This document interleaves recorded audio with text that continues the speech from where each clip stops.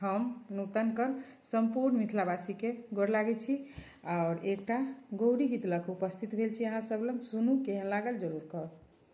की कहियौ संगी अपने दिलक हाल गे, की कहियौ संगी अपन दिलक हाल गे, चिंता सँ भैरी राति भऽ गेल परात गे, चिंता सँ भैरी राति भऽ गेल परात गे, की कहियौ संगी अपन दिलक हाल गे, चिंता सँ भैरी राति भऽ गेल परात गे, बेली चमेली संगी तोरे संगे लब गे, बेली चमेली संगी तोरे संगे लब गे, नित दिन गौरी के नित दिन गौरी के हमहूँ चढ़ब गे, की कहियौ संगी अपन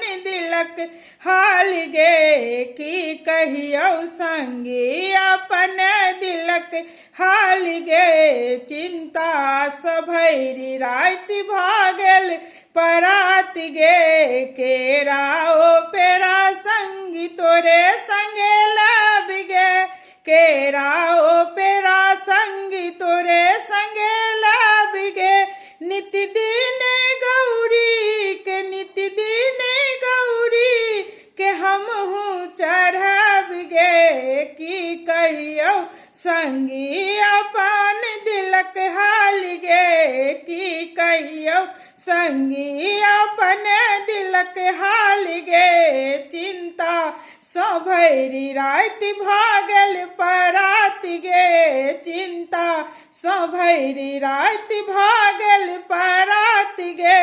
मटिया ओ पीपा संगी तोरे संगे लब गे, मटिया ओ पीपा